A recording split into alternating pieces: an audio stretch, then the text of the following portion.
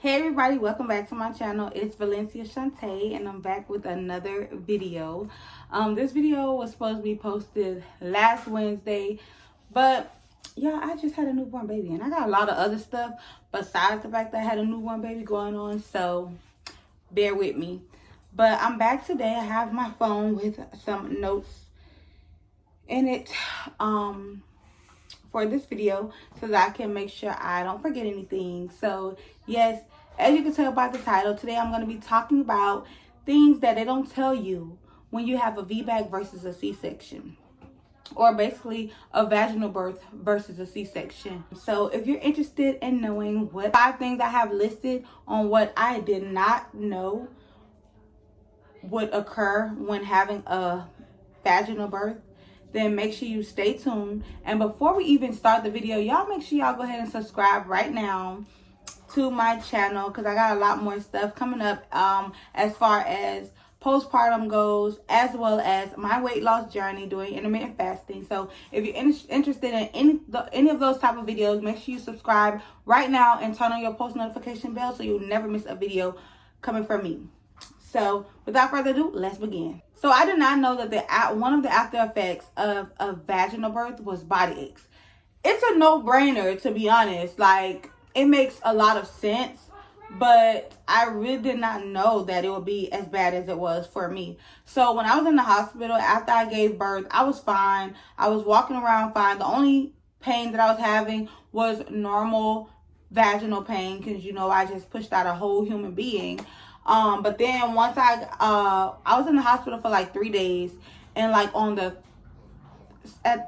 second night and then the third day, I was like, my body was a little bit achy, but to me, I felt like that was normal, which I also did bring it up to my nurses, and they said it was normal as well. But then y'all, when I got home, my body was hurting so bad, I thought that I had COVID or the flu or something. Like, I was in so much pain, I could barely move. Like, my body was hurting so bad. And I kept bringing it up, like asking some of my family members, did you experience this? And everybody was saying no. But then I had one aunt that told me that she actually did experience body aches. And then when I thought about it, I was like, it kind of makes sense, because the whole time, like, I'm holding my legs and I'm pushing my body down towards my abdomen and towards my butt. And then I'm squeezing and I'm pushing. And I'm just doing all of this work and using muscles that I have not used in so long. So it just made sense. Like, of course I'm gonna have body aches. But then after a week, like, not even a week, like after a week and a half, 2 weeks, my body was back to normal. I was feeling good again. I was fine. Wasn't having any more body aches, any more body pain or anything like that. So yes, number 1 is definitely body aches. I don't know if anyone else experienced this after having a vaginal birth, but why is my butt hurting? Like, why is my butt hurting? And also my tailbone. I feel like my tailbone was hurting because the hospital bed that I was in, it was kind of hard. And I wasn't really sitting on my butt most of the time. I was sitting on my tailbone, leaning back. So I feel like the pressure from me sitting on my tailbone the whole time in the hospital, I feel like that's why it was hurting right there. But my butt, like, every time I would go pee, it hurted. Every time I would move a certain kind of way, like, I felt pain in my butt or my anal area. So I don't know. I never heard anyone say that they had that issue. But if you have experienced that, and if you have children and you have experienced anal pain after giving birth, let me know down below. I don't know if it's normal. I didn't look it up, but I definitely did look up the body aches.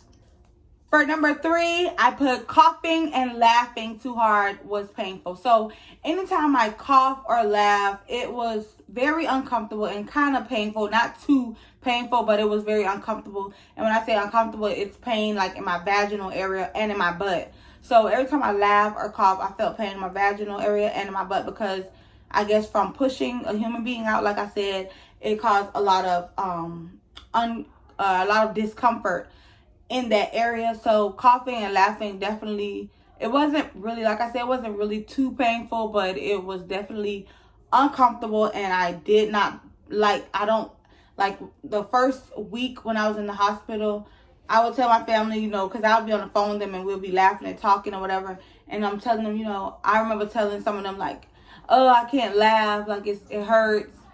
But even with the pain, I was so happy because I had a vaginal birth. So I didn't really care. But at the same time, I'm just pointing out some things that I never knew about having a vaginal birth, like the recovery process. I didn't know some of these things occurred after having a vaginal birth, because it's not really talked about on YouTube. People don't just come on YouTube and be like, oh, this is what I felt after I had my baby. Like, I haven't never watched a video where someone told every pain and everything that they felt after having a vaginal birth. You hear people talking about after having a C-section, you know, what they felt and what the recovery process was, but I've never heard anybody say anything about the recovery process of a vaginal birth.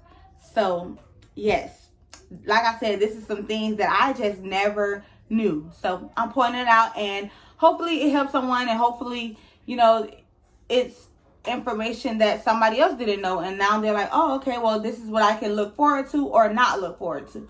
Or not look forward to after giving birth, whether it's vaginal or VBAC. The fourth thing that I noticed is that I was having uterine contractions off and on the whole first 2 weeks after giving birth.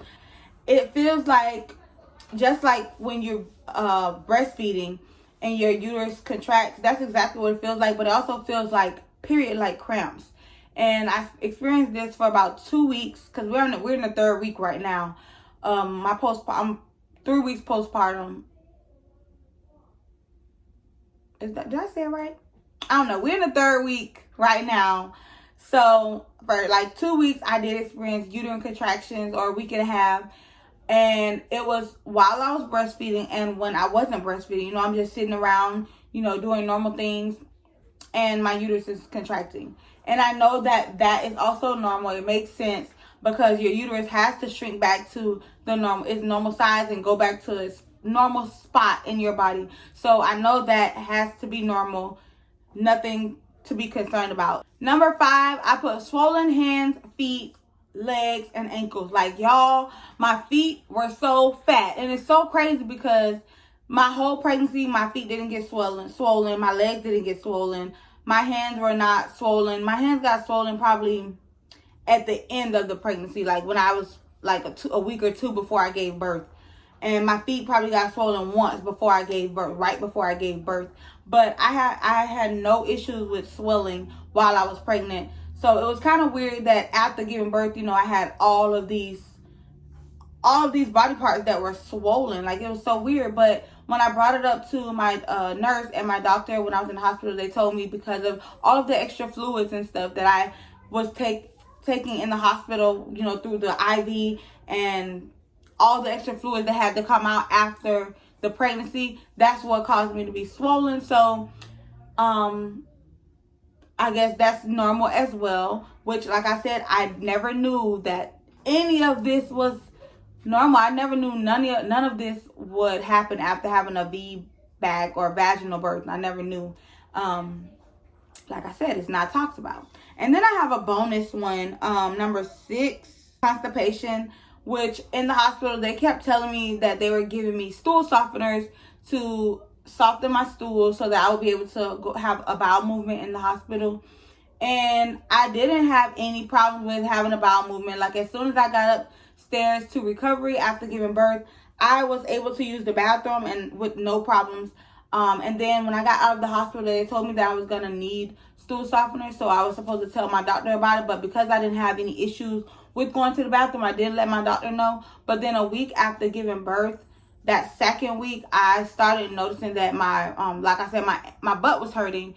So I was kind of scared to have a bowel movement, but I was going regular. When I did go to the bathroom after a week, I noticed that my stools were a little bit harder to come out. So I was like, I kind of regretted not asking my doctor for the stool softener, but I ended up having to drink a lot of water, which I've been drinking a lot of water anyway, but I had to drink a lot of water so that I could help it come out because I didn't have any stool softeners. So that did help once I drank the water. That's the only thing that I'll say was the most uncomfortable, was when I had to use the restroom that second week, it was very uncomfortable and slightly painful because I was already having anal pain and vaginal pain because I was still healing. Those are the 6 things I have on my list of things they do not tell you when you have a vaginal birth or a VBAC. So if you are pregnant and this is your first child, just know that some of these things you can expect to happen. It don't happen to everyone because, like I said, I have asked some of my family members if they have experienced some of these things, and a lot of them said they have not. And just one of my aunts told me that a few of the things that she have actually experienced, and that let me know that they were normal. And then some of the things on my list are basically common sense. So yes, I hope you guys enjoyed this video. I tried to make it as short as possible. And if you did like it, make sure you thumbs up and subscribe and turn on the post notification bell, like I said, so that you don't miss another video, miss any videos coming from me. Thank you so much for watching. I hope y'all enjoy and you have a great day. Bye.